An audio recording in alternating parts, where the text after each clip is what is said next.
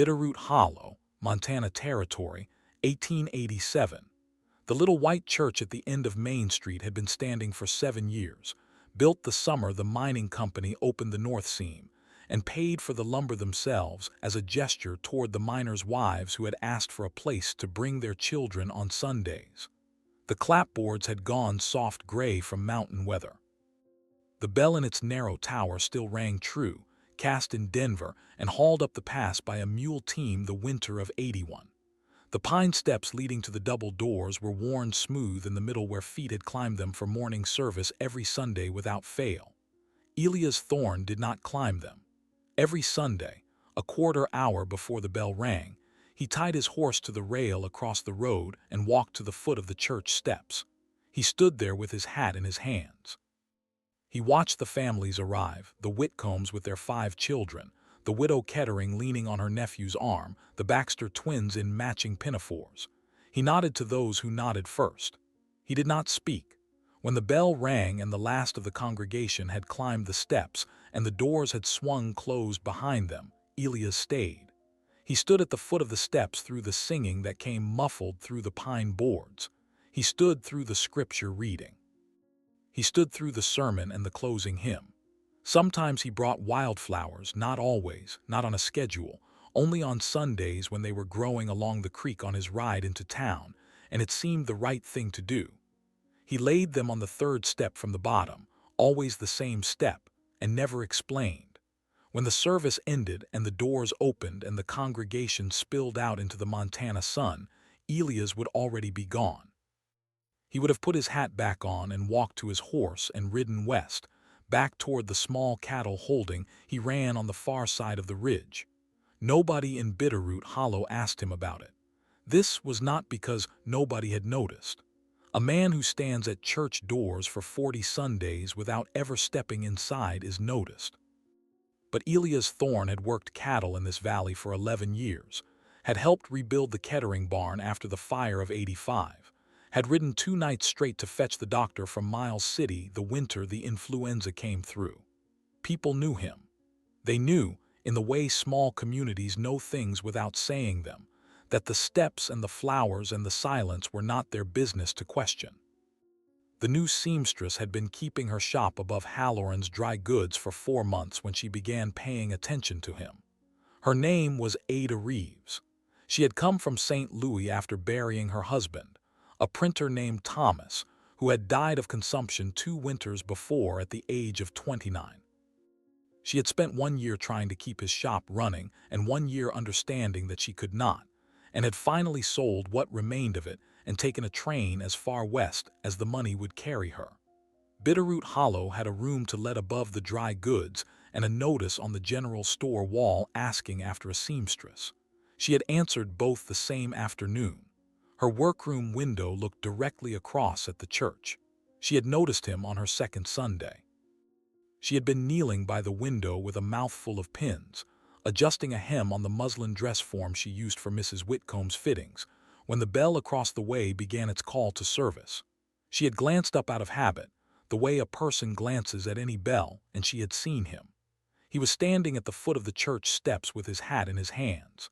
He was perhaps 35, dark-haired, the kind of lean that came from years of outdoor work rather than from want.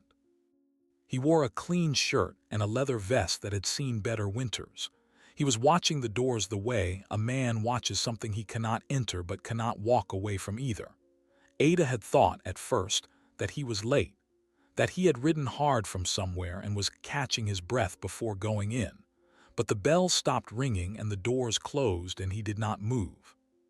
He stood on the road below the steps and watched the church the way she sometimes watched the letters Thomas had written her during their courtship, which she kept in a tin box and did not open but could not throw away either. By her 4th Sunday she knew his name. Halloran had told her without her asking, in the manner of small-town shopkeepers who assume any new arrival will eventually want the map of who is who. Elias Thorne runs a small outfit on the West Ridge. Been here since '76. Quiet man, good man. Halloran had not mentioned the church steps and Ada had not asked. By her 7th Sunday she had learned the pattern. He came at 9:45. He tied his horse to the rail across the road. He walked to the steps. Sometimes he carried flowers, wild ones, the kind that grew along the creek beds and the wagon ruts and the places nobody planted anything on purpose. When he brought them, he laid them on the third step from the bottom, and he stood back from them as if he did not want to be seen laying them there, though there was nobody at that hour to see him. He stayed for the whole service. He never went in. He was gone before the doors opened again. She had thought about it every Sunday since. It was not the sort of thing you could stop thinking about once you had started. A man who stood at church doors he would not enter, for reasons he did not share, week after week without change. That was the shape of a story, and Ada Reeves had spent enough of her own life inside a story of that shape to recognize the outline of another when she saw it. She did not know what she thought she would do about it. She was not the sort of woman who inserted herself into the private grief of strangers. She had been on the receiving end of that kind of insertion during the year Thomas was dying, and she remembered exactly how it felt to have well-meaning women bring casseroles and questions in equal measure, both of them cold by the time they reached her. But she watched him. She kept watching him. And on the 10th Sunday, the sky opened. The rain came down in the way of high country rain, sudden and cold and without warning, driving sideways off the ridge and turning the road to Main Street mud in a matter of minutes. Ada was at her window when it began. She had been finishing the buttonholes on a shirt for the Baxter boy, a piece of work she had promised for Monday morning, and she had been half watching the road for the moment Elias would appear. He came at his usual hour on his usual horse, and he tied the animal with the same care he always took. He walked to the steps. He took off his hat. The rain was already coming down hard enough that his shoulders were dark with it before he reached the third step from the bottom. He had brought flowers. She could see them clearly from her window, a small handful of yellow and violet blooms, the kind that grew wild along the creek. He laid them on the step. He stepped back. He stood in the rain with his hat in his hands and watched the closed doors of the church, and the water ran down the brim of the hat he was holding and off the ends of his hair and down his collar, and he did not move. Ada put down the shirt. She stood at the window for perhaps a full minute, watching him not move. Then she made a decision she had not exactly meant to make. She pulled her shawl from the peg by the door. She went down the narrow stair beside Halloran's shop and out into the rain. She crossed the road with her shawl held over her head, and she climbed the 2 steps to where he stood, and she stood beside him. He did not turn his head. He had seen her coming. He had chosen, in the small courtesy of a man who was used to being alone, not to make her feel watched for the choice she was making. "You'll catch your death out here," she said. "I don't think so," he said. His voice was quieter than she had expected and steadier. "I've stood in worse. I don't doubt it." She drew the shawl a little wider so it covered his shoulder as much as her own, though he was tall enough that the gesture was mostly symbolic. "May I ask you something, Mr. Thorne?" He looked at her then. His eyes were a mountain gray, weathered at the corners in the way of men who spent their lives squinting toward horizons. She saw in his face that he knew her name too, which surprised her and did not. "You may ask," he said. She looked at the flowers on the third step from the bottom. Rain had already begun to bruise the petals. She looked at the closed doors of the church. She looked at him. "Who are you waiting for?" He was quiet for a long moment. She had watched him for enough Sundays to understand that Elias Thorne was a man who considered what he said before he said it. Not because he was slow, but because he understood that some questions had answers you did not give away for the asking, and that when you did give them, you gave them once and could not take them back. He reached into the inside pocket of his vest. He took out something small, folded, wrapped in a piece of oilcloth to keep it dry. He did not unwrap it. He held it in his palm, and Ada could see that whatever the oilcloth held was soft at the edges from years of being carried. "My wife," he said. Ada waited. The rain came down. "Her name was Sarah. She's buried behind that church." Ada did not speak. She had learned during the year of Thomas's dying that there were moments when silence was the only respectful thing you could offer a person, and that filling those moments with sympathy was a kind of theft. She stood beside him under the shawl and she waited. "She died 4 years ago this June," Elias said. He was still looking at the closed doors of the church. Consumption, same as took a good many that spring. She was 26. He paused. We were married 5 years. We were trying for a child when the sickness came. She held on longer than the doctor said she would. She was that kind of woman. Ada felt something move in her chest that she had been holding still for a long time. She kept her face steady. She did not tell him about Thomas. This was not the moment. This moment belonged to him. The Reverend at that time was a man named Cowper, Elias went on. Good man. He came to the house every week during Sarah's last months. He read to her when she couldn't read for herself. He was there the morning she went. He turned the small oilcloth bundle over in his hand. She had a request. She made it 3 days before she died. She asked me to bring her to service every Sunday after she was gone. Said she'd come to love that church more than any place in the valley. Said she'd feel closer to me if I'd meet her there on Sundays the way we'd met there every Sunday for 5 years. He looked at the third step from the bottom. The flowers lay there, dark with rain. That was her step, he said. The third one up. She said it was the one where the light came right in the morning when the doors opened. Said it was where she wanted to sit if the pews were ever full, which they never were, but she liked to say it anyway. Ada looked at the step. She looked at the flowers. She looked at the man beside her. "Mr. Thorne," she said carefully, "why don't you go inside?" He did not answer for a long time. The rain slackened for a moment and then came back harder. Down the road a wagon splashed by. The driver bent under his oilskin and did not look at them.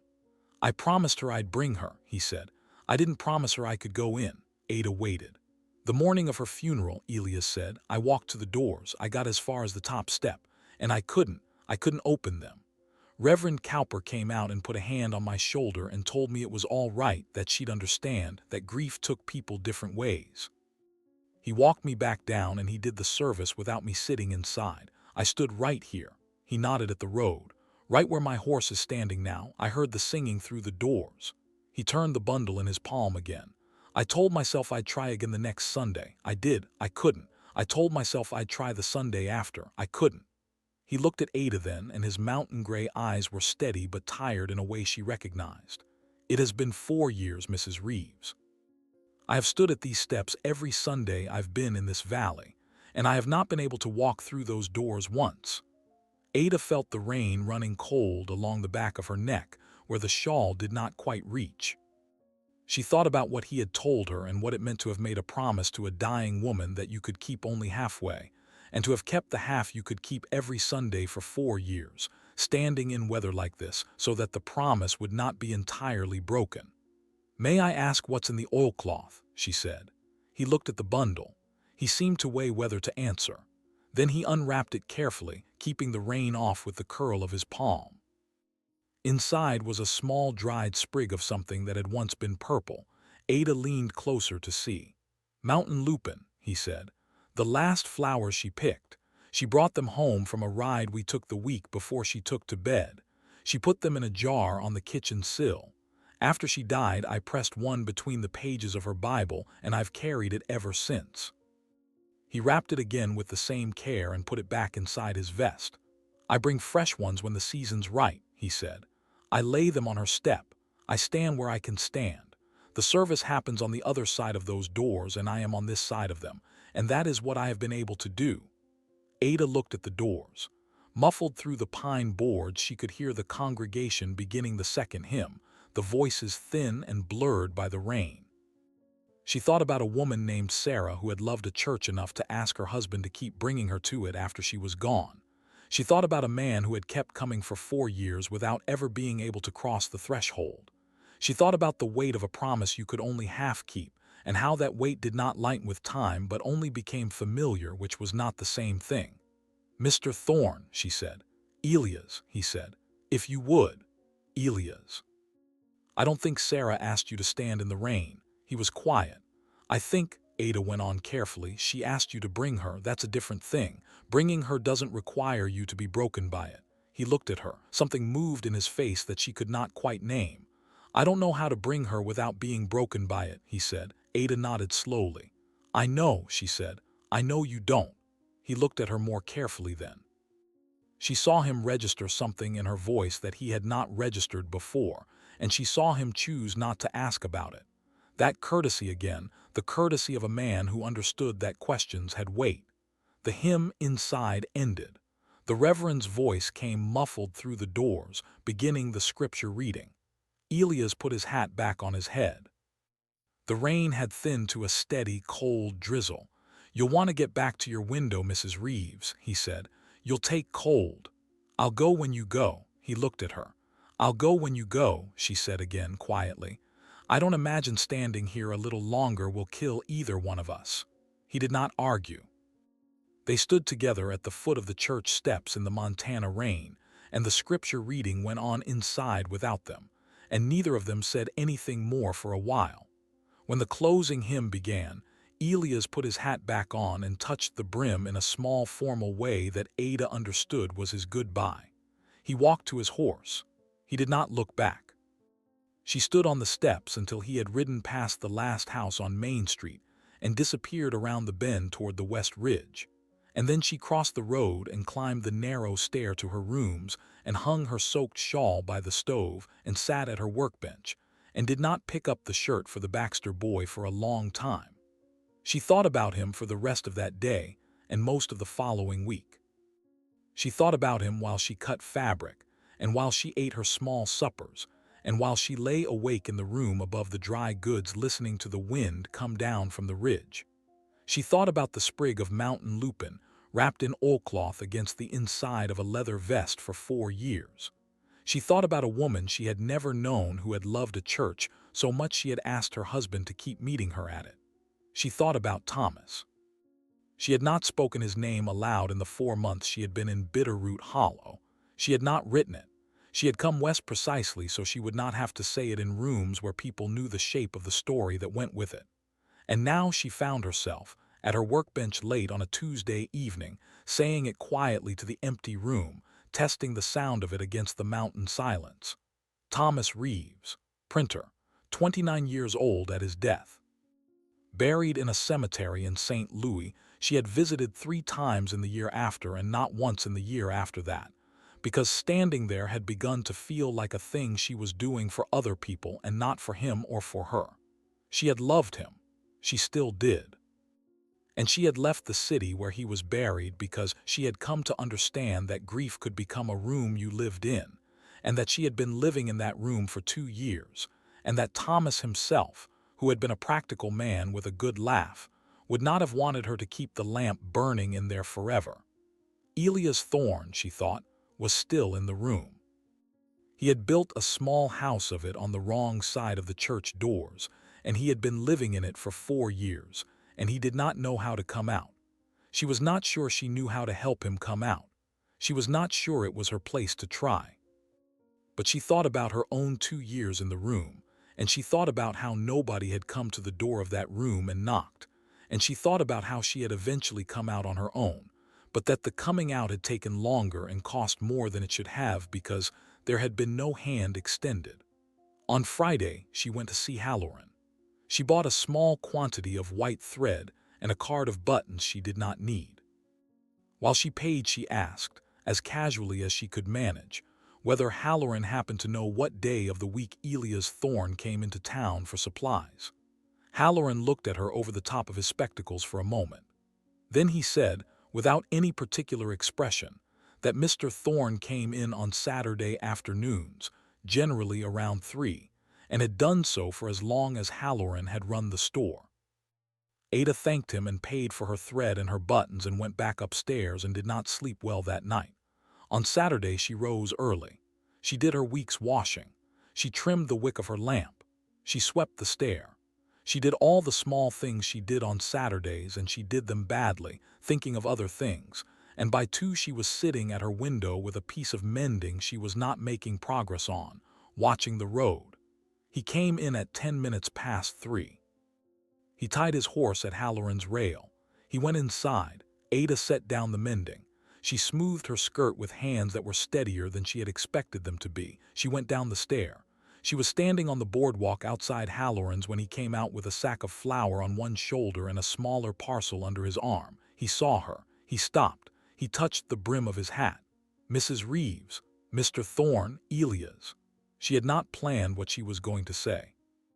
She had assumed the words would arrive when she needed them, and she discovered now that this was not a reliable way to plan a conversation. "I wondered if I might walk with you to your horse." He looked at her for a moment. Then he said, "You may." They walked the short distance to the rail. He settled the flower into his saddlebag with the ease of long practice. He did not rush her. He did not fill the silence for her. She understood that he was waiting to see what she had come to say, and that he would wait as long as she needed him to wait. "I lost my husband," she said, "2 years ago. Consumption, the same as your Sarah. His name was Thomas. He was a printer in St. Louis. I sold his shop and I came out here because I could not stay in the city where he was buried any longer, and I have not said his name out loud to anyone in this valley until this moment." Elias stopped what he was doing with the saddle strap. He turned to face her fully. He did not say he was sorry. She was grateful for that. He looked at her with the mountain-gray eyes, and she saw in his face the particular recognition that only passes between two people who have carried the same weight and understand the shape of it without having to be told. "I told you the other Sunday that I would go when you went," she said, "and I did. But I have been thinking all week about what I said before that, about Sarah not asking you to stand in the rain, and I want to say to you now that I am not certain I had the right to say it. I did not know your wife. I did not know your marriage. It was not my place to tell you what she would or would not have wanted." He was quiet. "But I want you to know why I said it," Ada went on. "I said it because I lived for 2 years in a room I did not know how to come out of. And nobody came and knocked, and I came out eventually but slowly and with a great deal of unnecessary hurt. And when I saw you at the foot of those steps I recognized the room. That was all. I recognized it and I could not help speaking, and if I overstepped I am sorry." Elias set the saddle strap down. He looked at her for a long moment. "Mrs. Reeves," he said, "Ada, if you would. Ada, you did not overstep." He turned toward her more fully. His voice was low and careful, the voice of a man choosing each word. "In 4 years no one in this valley has said to me what you said on Sunday. Not the reverend who came after Cowper. Not my foreman. Not the neighbors who have watched me stand at those steps every week I have been in town. They have all been kind. They have all been respectful. And none of them has said the thing you said, which was the thing I have been needing to hear and have not been able to say to myself." Ada felt something rise in her throat and she waited for it to pass. "I have been thinking about it all week," Elias said. "I have thought of little else, and I want to tell you that you were right. Sarah did not ask me to stand in the rain. Sarah asked me to bring her. I have been standing in the rain because I did not know how to do the other thing, and I still do not know how, but I want to try." He paused. He looked at the flour sack in his saddlebag as though it were a difficult text he was working to read. "Tomorrow is Sunday," he said. "I will come at my usual hour, and I do not know if I will be able to walk up those steps. I have tried before. Not since the first time, but I have tried in my head many times. I do not know if I can, but I would like to try. And I would like to ask you, if you are willing, if you would stand with me at the foot of those steps tomorrow the way you stood with me last Sunday. Not because you owe me anything, not because I have any claim on your time, but because I think I have a better chance of climbing them if I am not standing there alone." Ada was quiet for a moment. She thought about how much it must have cost him to say what he had just said. She thought about the particular courage of a man who had stood outside a door for 4 years and was now asking for a hand to help him try it. "I'll be there," she said. "Thank you. I will be there at 9:45. I will stand with you as long as you need me to stand." He nodded. He did not say anything else. He mounted his horse and touched the brim of his hat to her and rode out of Bitterroot Hollow toward the West Ridge. And Ada stood on the boardwalk outside Halloran's and watched him go until he was around the bend. And then she went back upstairs to her rooms and sat at the window and did not do any work for the rest of the afternoon. That evening, she took Thomas's letters out of the tin box for the first time in over a year. She did not read them. She only held them. She held them for a long time, and then she put them back, and she went to bed early and slept better than she had slept in months. Sunday came clear and cold. The rain had washed the sky clean, and the mountain air held that particular high country blue that made distances seem closer than they were. Ada dressed carefully. She wore her dark blue Sunday dress, the one she had not worn since arriving in the valley. She pinned her hair. She reached the church at 20 minutes to 10. She did not want him to arrive first and find her missing and think she had changed her mind. She stood at the foot of the steps in the cold Montana morning and she waited, and the bell tower threw its long shadow across the road, and the first families of the congregation began to arrive and to nod to her with careful, kind curiosity, and she nodded back and did not explain herself. Elias rode in at 9:45 exactly. He tied his horse. He walked to the steps. He saw her waiting and he stopped for a moment, and she saw him take a breath the way a man takes a breath before he tries to lift something he is not certain he can lift. He came to her. He took off his hat. He held it in both hands. "Good morning, Ada." "Good morning, Elias." He had brought no flowers this Sunday. She noticed and understood without needing to be told. Today was not a day for laying something on the third step and stepping back. Today was a day for trying to climb. The bell began to ring.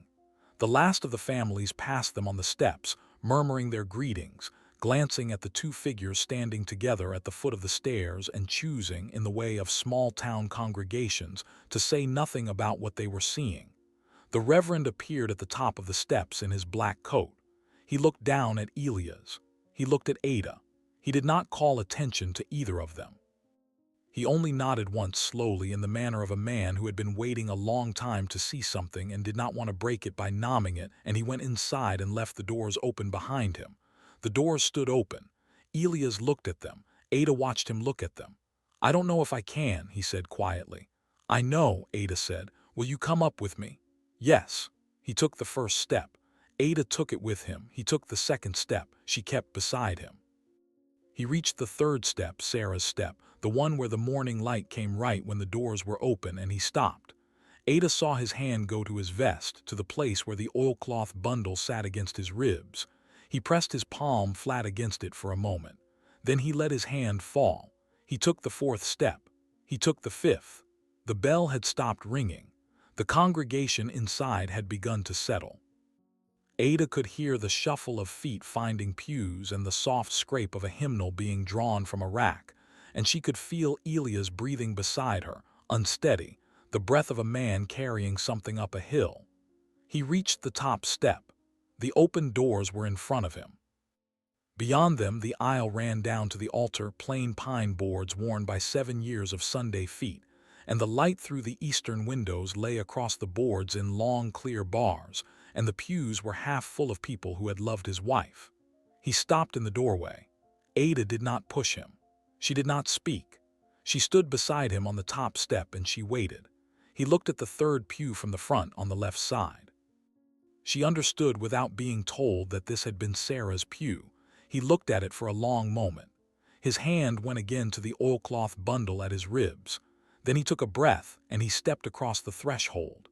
Ada stepped with him. They walked together down the aisle slowly, at the pace of a man who was doing something for the first time in 4 years. The congregation did not turn to stare. They had been schooled, in the way small congregations school themselves without ever discussing it, in what not to look at directly. But Ada saw the widow Kettering wipe her eyes with a handkerchief, and she saw Mrs. Whitcomb reach across her husband to squeeze his hand, and she saw the Reverend at the pulpit close his eyes for a moment and open them again. Elias stopped at the third pew from the front on the left side. He stood there. Ada stood beside him. Then he slid into the pew and made room for her, and she sat down beside him, and he sat down on the place where Sarah had sat for 5 years of Sundays. He put his hat on his knee. He put his hand flat on the wood of the pew beside him on the place where his wife's hand had rested, and he left it there for a long moment. Then he turned his palm up, and Ada, without saying anything, laid her hand in his. They sat that way through the whole of the service. She could not have told you afterward what the Reverend preached on. Elias could not have told you either. They sat in Sarah's pew and they held each other's hands, and the light came through the eastern windows and fell across the pine boards, and the congregation sang the closing hymn, and when it was over, Elias did not rise immediately. He sat for a moment longer with his hand in Ada's, looking at the altar, and Ada understood that he was finishing something and she waited for him to finish it. Then he stood. They walked out together. The Reverend met them at the doors and did not say anything foolish. He only took Elia's hand in both of his own and held it, and then he took Ada's hand the same way, and he let them pass without a word. They stood at the top of the steps in the mountain sun. Elias put his hat on. He looked down at the third step from the bottom where he had laid so many small handfuls of wildflowers over 4 years. "I don't think I need to stand out here anymore," he said. "No," Ada said. "I don't think you do." They walked down the steps together. He married her the following June on a Saturday in the same church at the same altar. The Reverend read the vows. The widow Kettering wept in the third pew from the front on the left side, which was where Sarah had sat, and which is where Elias and Ada sat every Sunday of their marriage thereafter together, for the 29 years that were given to them. The sprig of mountain lupin stayed in its oilcloth against Elias' ribs. Ada never asked him to remove it. She understood, in the way she understood most things about him, that carrying Sarah was not a betrayal of loving her. That the heart was not a room with only one chair in it. That a man who had stood at church doors for 4 years because he had loved a dying woman enough to keep a promise he could only half keep was exactly the kind of man worth marrying. Sometimes the person who asks the right question at the right time is the one who changes everything. If Elias and Ada moved you today, leave a like, tell me in the comments where you are listening from, and subscribe for more stories from the frontier. Until next time, may God bless you and keep you.